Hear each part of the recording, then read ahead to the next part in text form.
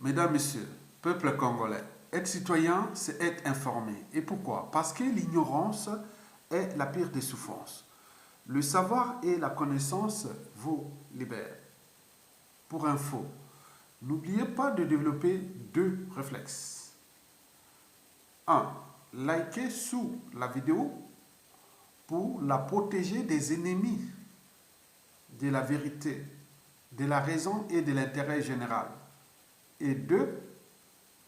La partager autant de fois que possible sous vos pages de médias et réseaux sociaux pour sensibiliser, conscientiser et mobiliser les uns et les autres contre l'injustice, l'oppression et la barbarie qui règnent dans notre pays sous la dictature de Denis Sassou Nguesso et de Madame Sassou alias Antoinette Tibota.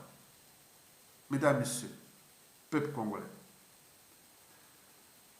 le saviez-vous que le savoir et la connaissance vous libèrent? Et pour cause, voici ce que le professeur agrégé de philosophie d'université, M. Franklin Niassi, a dernièrement dit que toute l'opération d'émancipation des peuples opprimés d'Afrique noire consiste à dresser les forces créatrices de la foi, de la raison et de l'imagination contre la domination du veau d'or, de l'injustice et de l'ignorance. On découvre alors que tout peuple éveillé est libéré. Mesdames, Messieurs, peuple congolais, pour info, je vous informe que les injustices d'hier et d'aujourd'hui seront aussi les injustices de demain. Et pourquoi? Parce que là, nous sommes dans le monde de causes et des conséquences. Les mêmes causes créent les mêmes effets et que l'histoire a tendance à se répéter. Comme on dit, mokili tour à tour, lelo ya yo, lobi ya moninga. Comme dans la règle d'or, ne faites jamais à autrui ce que vous ne souhaitez pas qu'on le fasse sur vous-même. Le dictateur Denis Sassou Nguesso et sa femme n'ont laissé au Congo, sur les routes du Congo, dans les champs, dans les cours d'eau, dans les villages, villes et partout qu'il y a des cadavres de tout âge. Et ils viennent se soigner tranquillement ici en Occident, dans des hôpitaux de luxe, au dépend du bien commun. On appelle ça de l'injustice. Vous savez que les études sur les indicateurs subjectifs de bien-être disent tous que, que ce n'est pas le niveau de confort ni d'activité qui fait mal aux uns aux autres, c'est le niveau des inégalités. Plus les inégalités sont fortes, plus le sentiment de mal-être sera très très fort. On ne peut pas comprendre que ces gens qui ont volé, pillé, tué, ruiné, détruit un pays, ils prennent encore l'argent du peuple congolais et viennent se soigner ici tranquillement. Et c'est ça qu'on appelle l'injustice. Mesdames, Messieurs, peuple congolais. Madame Sassou, alias Antoinette Tibota, à fond 1 milliard de francs CFA de l'État congolais pour finir en fauteuil roulant. Et pourquoi? Évacuer sanitaire en France depuis le 17 juillet 2021 pour être soigné dans un hôpital de luxe. Marie-Antoinette, comme on l'appelle, a injustement et en toute impunité consommé déjà près de 1 milliard de francs CFA, soit plus d'1,5 million de dollars, de l'argent public pour ses soins de luxe. Explication.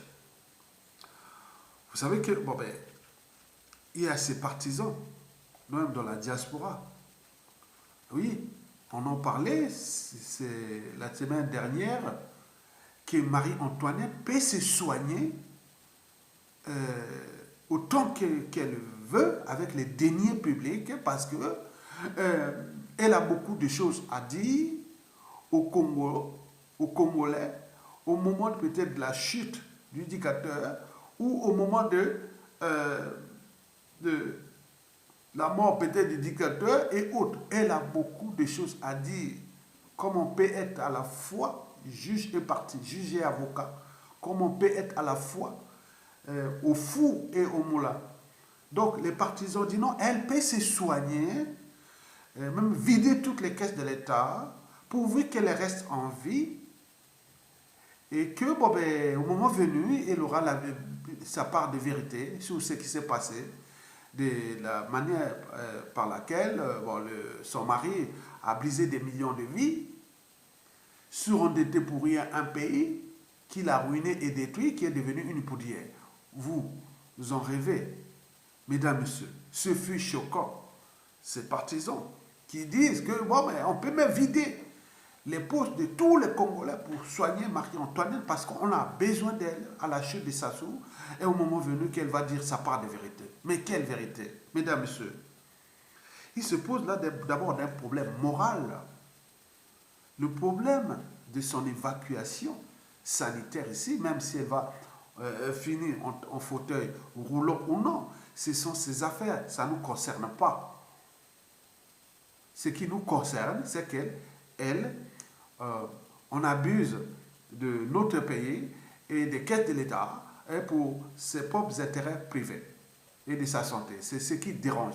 Imaginez-vous qu'au Corée du Sud, la présidente a fait seulement quelques magouilles de quelques millions de dollars. Mais regardez, elle est là, elle est coupée en prison pour 24 ans de prison. Ce que Marie-Antoinette fait là, que je vais vous en parler, mais en Corée du Sud, ou en Chine, ou au Japon, même dans les pays nordiques d'Europe, mais ça ne passera pas, même aux États-Unis. C'est immoral, c'est sale, c'est indigne, c'est honteux, c'est minable de prendre l'argent de tous et venir se faire soigner ici, dans des hôpitaux de luxe. Et que ces partisans disent non, mais il faut... L'enjeu aussi de la respectabilité interraciale. Voilà ce que les Noirs entre eux. Ces gens-là, ils sont vraiment indignes. Ils ne peuvent même pas oser prendre les responsabilités. Ils disent non, ce n'est pas possible. Mais là, on observe. Elle est là. Ils viennent nourrir ce débat. Et en tenant compte des enjeux ou des problématiques déjà tribales, ethniques, géopolitiques, d'amalgame et autres. Mais attendez, ce n'est pas possible, mesdames, messieurs. La problématique ici, ou le problème ici est d'abord d'ordre moral. Souvenez-vous qu'en 2013, exactement au mois de mai, où Marie-Antoinette fêtait ses 70 ans. Donc aujourd'hui, elle a combien? On dit elle a 80 ans, 82 ans, on dit bon, elle n'a pas l'âge vraiment exact, mais elle sera autour de 80 ans à peu près. Voilà. Ok? Très bien. En 2013, à Saint-Tropez, exactement au mois de mai, elle était venue faire la Jaba, la fête pour ses 70 ans. On nous signalait par tous les médias, même Mediapart, qui était un média libre en France, l'avait signalé que ça coûtait 5 millions de dollars.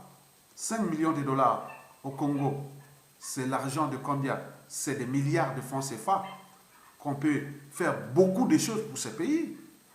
Mais elle est venue dépenser ça en une semaine de fête, avec arrogance, orgueil et rébellion d'ailleurs.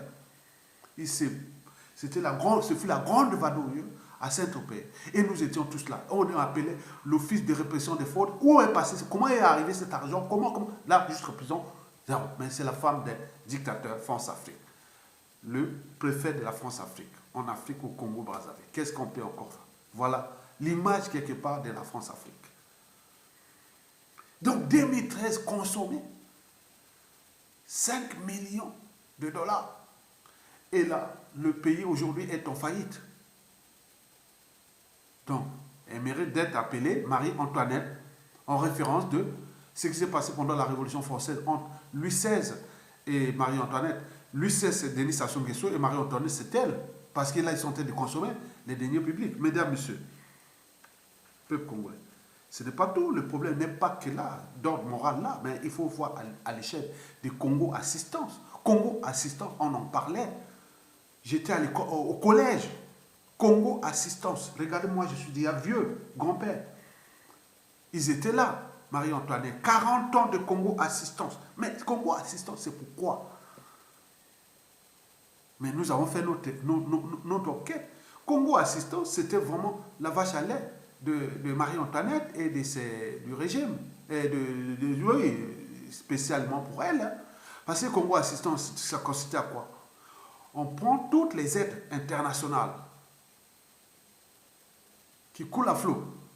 Ça peut être les médicaments, ça peut être les trucs pour les enfants, pour l'action contre la faim. Tout ce qui vient d'étrangers qui vont ramasser ça, les aides là partout. Ça peut, dans chaque pays qui est membre de l'ONU, il y a des programmes d'aide alimentaire, des médicaments, il y a tout là. Donc c'est elle qui ramassait tout ça depuis 40 ans.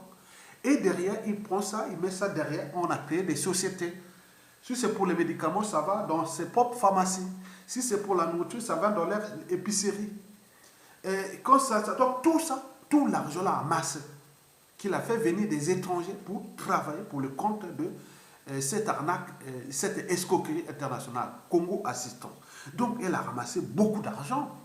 Elle ne peut pas vivre avec ça. Déjà, cette arnaque qu'il a arnaqué la communauté internationale au nom de Congo Assistance. Je ne sais pas qu'est-ce que ça sert Congo Assistance. Qu'est-ce que ça servait? Même si vous avez volé, tout ce qui est des biens du Congo Assistance sont où? Sont aux mains de Marie-Antoinette. Mais pourquoi elle ne prend pas cet argent, venir se soigner avec cet argent, même si elle a escroqué la communauté internationale et le Congo par translation. Et donc, il y a un souci. On est bien d'accord? Donc, elle devait prendre l'argent de Congo Assistance parce qu'elle est la première dame, la présidente de Congo Assistance. Congo Assistance est une grande escroquerie à ciel ouvert au Congo-Brazzaville, où on prend toutes les aides venant de l'étranger, et que ce soit l'alimentation, les médicaments, les fournitures scolaires, que ce soit tout ce qui était là, c'est à eux, on va créer des boîtes, des sociétés qui ne marchent pas. Et donc, voilà le problème du Congo.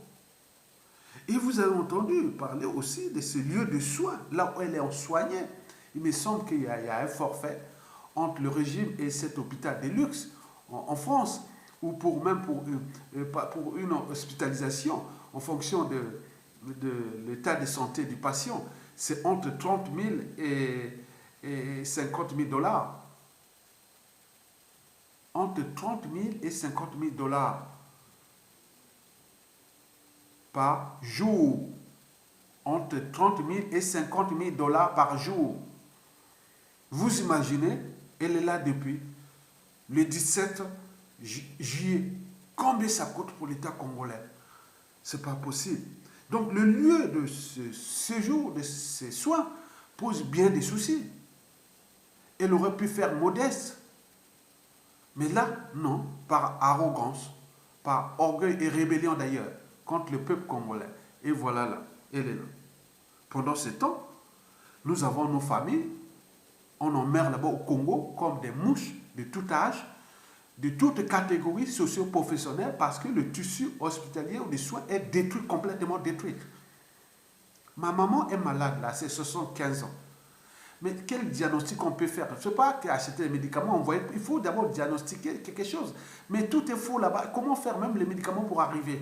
Donc vous avez beaucoup de choses, il y a une injustice qui est là. Il y en a beaucoup qui ont perdu leurs parents, leurs membres de famille, tous à cause de cette injustice sanitaire qui est structurée, organisée par Sassou Nguesso et sa Marie-Antoinette, puisque nous sommes dans le système des responsabilités. Donc vous imaginez.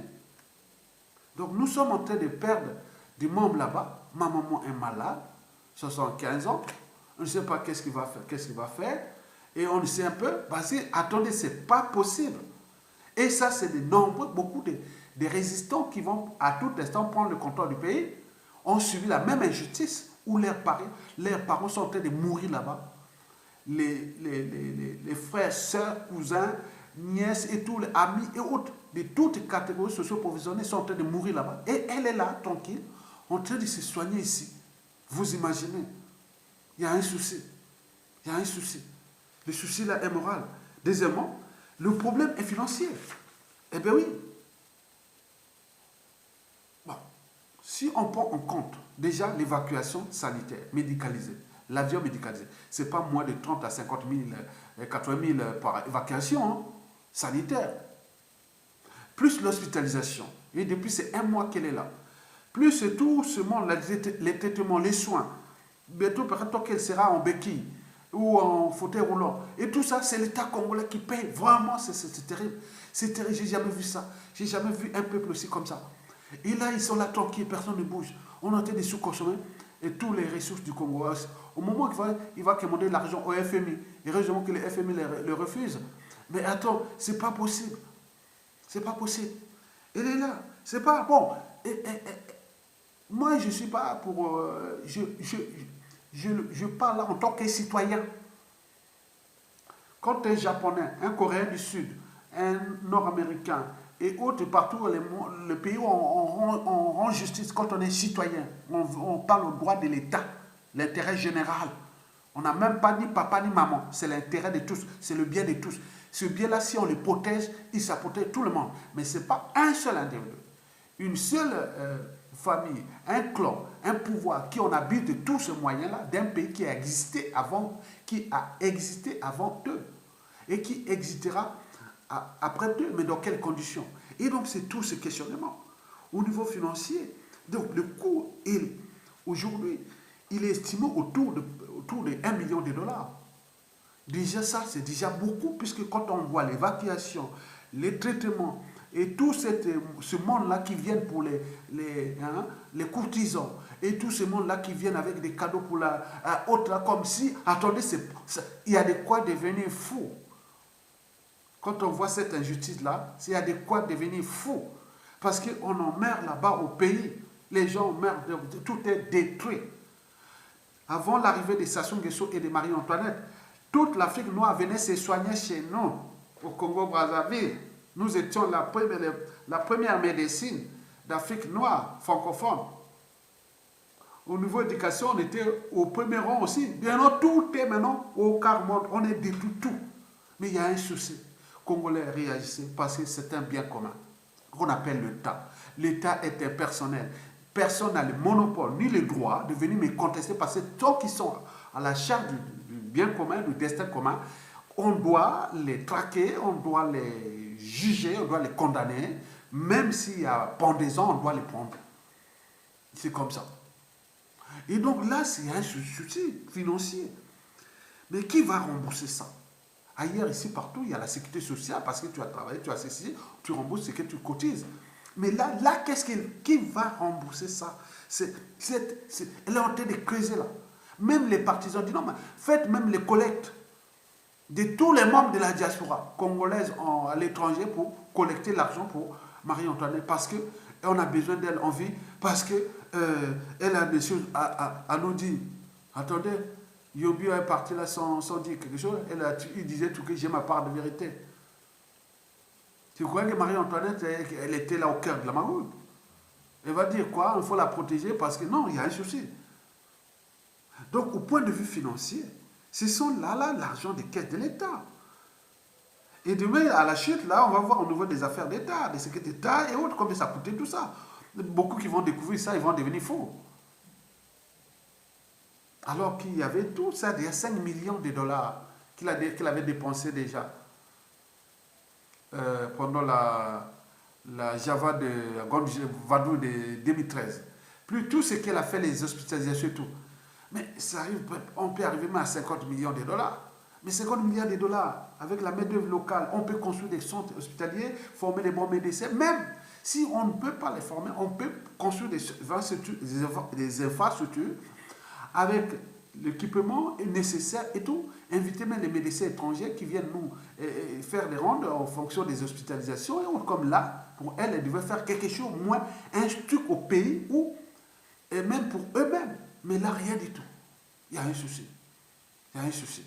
Donc, les finances de l'État sont en train d'être creuses Donc tout ce qui reste est minimum. Si bien que les fonctionnaires sont déjà à 8 mois son salaire, les officiers militaires à la retraite ou pareil, tout ce qui est d'administration locale sont déjà à 60 mois son salaire.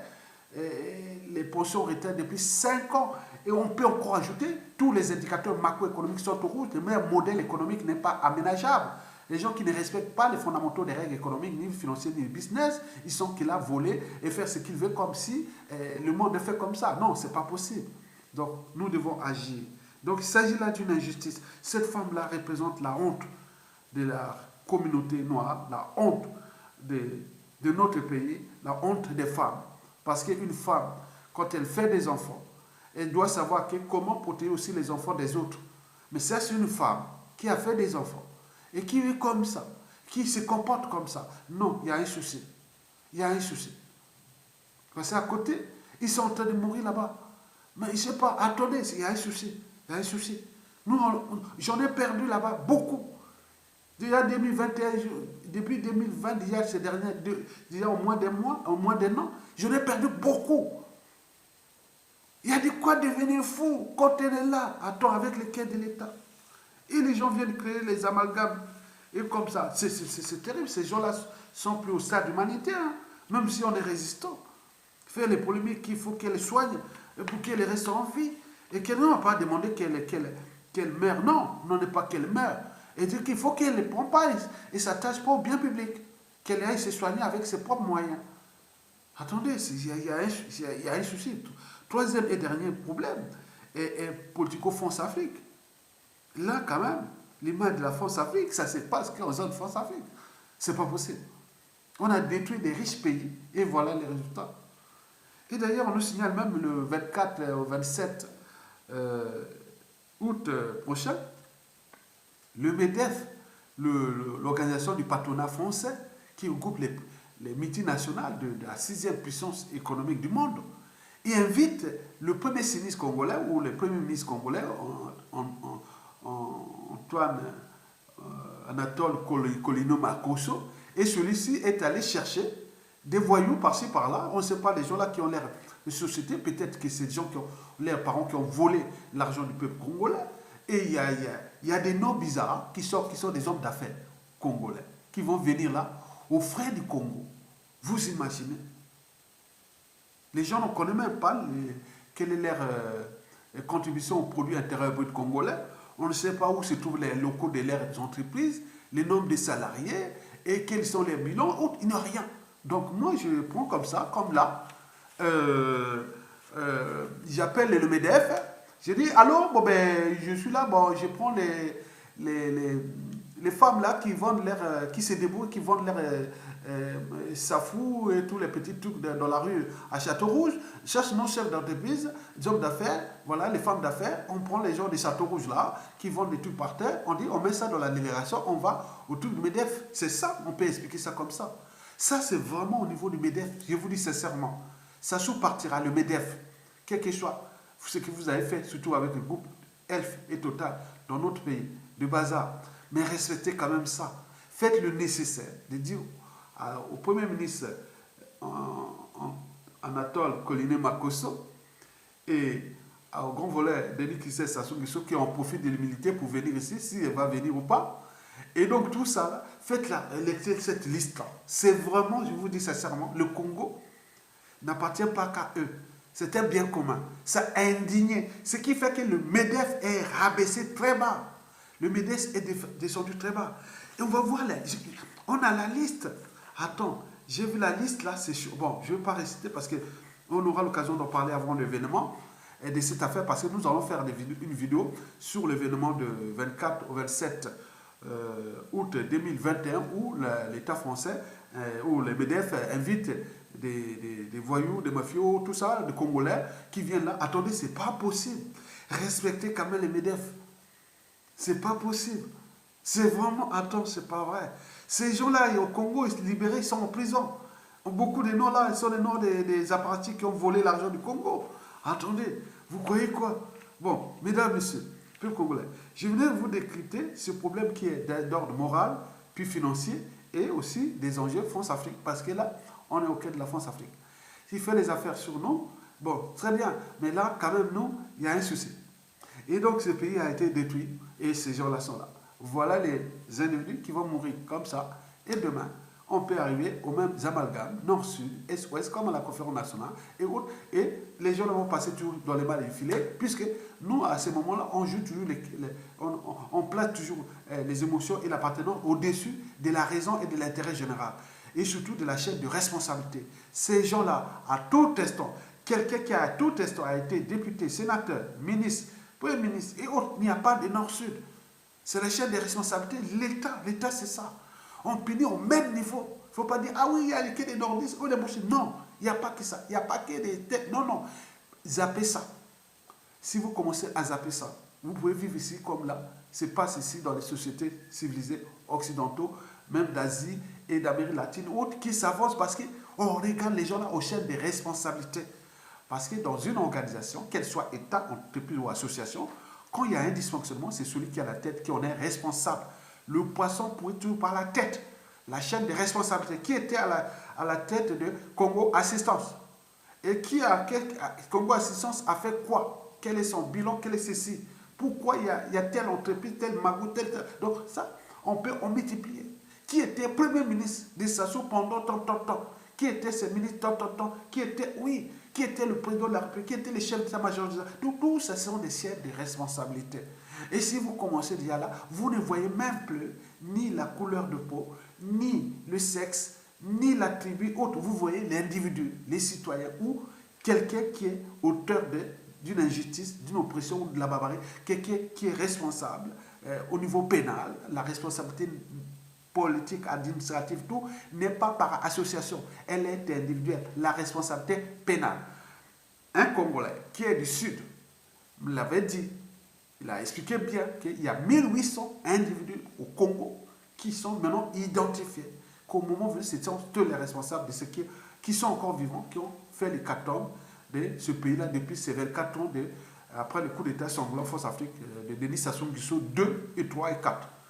Et moi, j'ai aussi regardé un peu. Moi, je pense qu'il y en a encore plus. On arrive à 5000. 5000 sur des millions d'habitants. Attendez, c'est pas vrai. Cherchez pas midi à 14h. Vous avez tout compris. Donc, moi, je voulais vous montrer là une injustice qui s'est passée dans notre pays, qui est la honte, le déshonneur, l'indignité de tous. Elle est là, tranquille, elle va se soigner, chuchoter, elle va partir quoi. Il ne sert à rien, mais on ferait là où on devait construire les écoles, là où on devait soigner nos parents, nos compatriotes, là où on devait apporter de l'eau, là où on devait apporter de la nourriture, là où on devait rendre justice, là où on devait faire la mobilité des Congolais, les routes, les ponts, les nanas, et l'électricité, et tout ce qui est le minimum de la condition humaine. On devait mettre ça, mais tout l'argent là, en grande partie, est maintenant. Voilà. Donc, une éducature a un coût financier énorme. Et donc là, ils en ont consommé au moins 80% du produit intérieur brut congolais. Nous n'avons que 20%. Et de 20%, on nous laisse une dette de plus de 120% du produit intérieur brut. Donc, il y a un souci.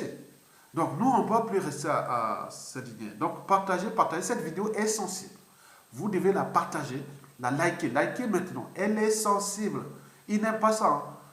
Donc, mais ils savent bien s'ils nous attaquent maintenant, au moment venu, nous, on les attaquera aussi. Donc, il faut qu'ils fassent attention. Donc, voilà. Donc, nous sommes là aussi pour dire n'attaquez plus nos vidéos. Likez et partagez. À bientôt. Merci beaucoup.